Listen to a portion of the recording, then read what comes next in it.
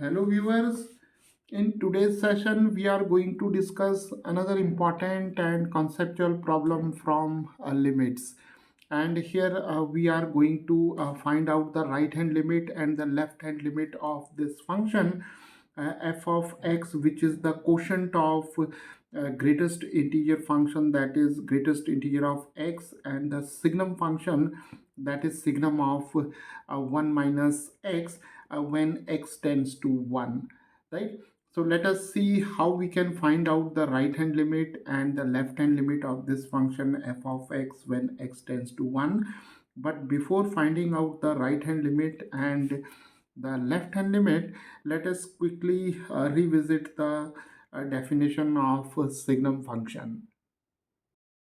Now the signum function is defined as a signum of y is given by a positive 1 whenever y is greater than 0, right? So whenever the input y is a positive quantity, then signum of y is positive 1, and when y is equal to 0, then signum of y is 0 and signum of y is minus 1 whenever y is less than 0. So we'll utilize this definition while finding out the RHL and LHL of this function, right? So let us first find the right hand limit. So the notation for right hand limit is limit x tends to 1, and here we put a positive sign and we have the function f of x, and then we write limit, and here we have x tends to 1, and here we have the positive sign,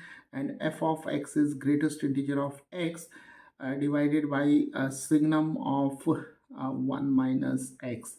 Now let us take x is equal to 1 plus h, where h is infinitesimally very small and h is a positive quantity and it lies between 0 and 1, and h is very small, right? So when we take the limit x tends to 1, here we have x is equal to 1. So when we uh, proceed towards x is equal to 1 from the right of x is equal to 1, we have the right hand limit, and when we go towards x is equal to 1 from the left of x is equal to 1, we have the left hand limit.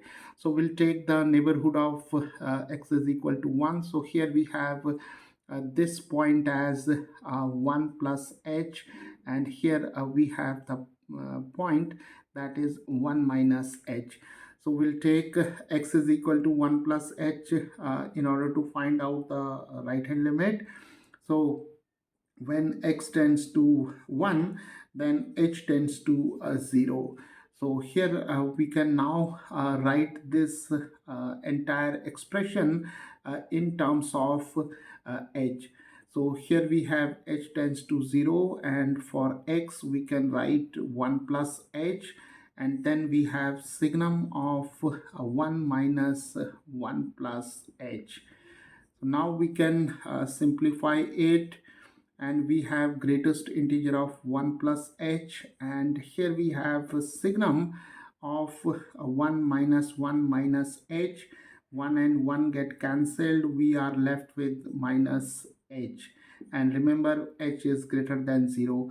So when h is greater than 0, it implies that minus h is less than 0, right?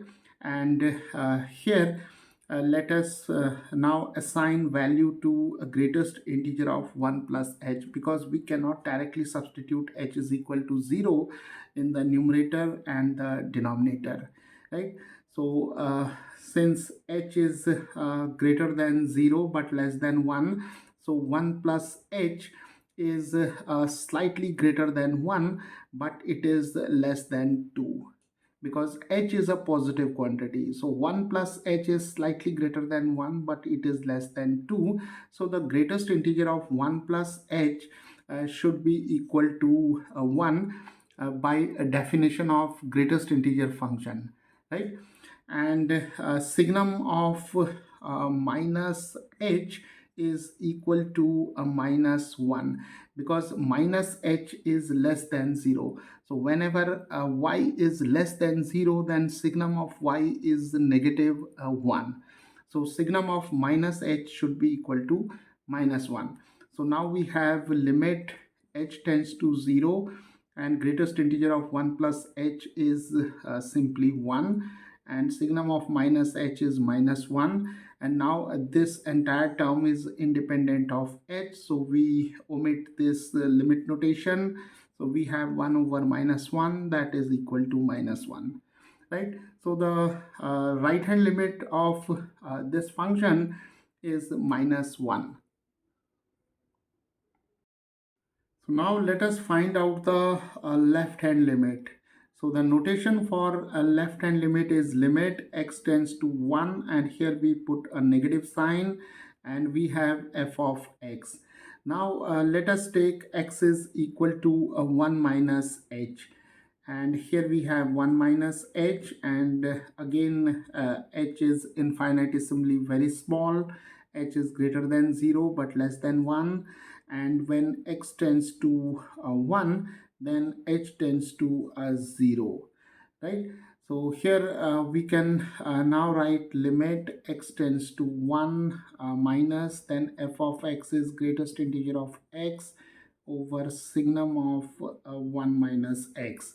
So now writing this limit in terms of h, we have limit h tends to 0, and here we have for x we can write 1 minus h, and then signum of 1 minus 1 minus h, right?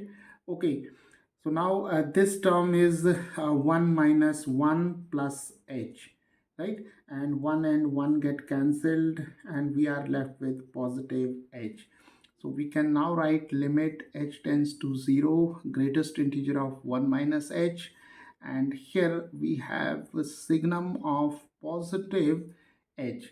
Now let us assign values to greatest integer of 1 minus h and signum of h, because we cannot directly substitute h is equal to 0, right? Now see, h is a positive quantity, and it is a very small quantity. So when we subtract h from 1, then this quantity 1 minus h is slightly less than 1, but it remains greater than 0, right? So the greatest integer of 1 minus h should be equal to 0 by definition of greatest integer function, and signum of plus h, because h is a positive quantity. So when signum of y is positive 1, it implies that y is greater than 0. So h is greater than 0, that is h is positive quantity. So signum of positive h is equal to plus 1. So we have now limit h tends to 0, and for greatest integer of 1 minus h we have 0, and here we have plus 1. So again this term is independent of h. We can omit the limit notation. So we have 0 over 1, that is equal to 0, right? So the left hand limit of this function is equal to 0. So viewers, from this discussion we can easily conclude that although the right hand limit and the left hand limit both exist and they are finite.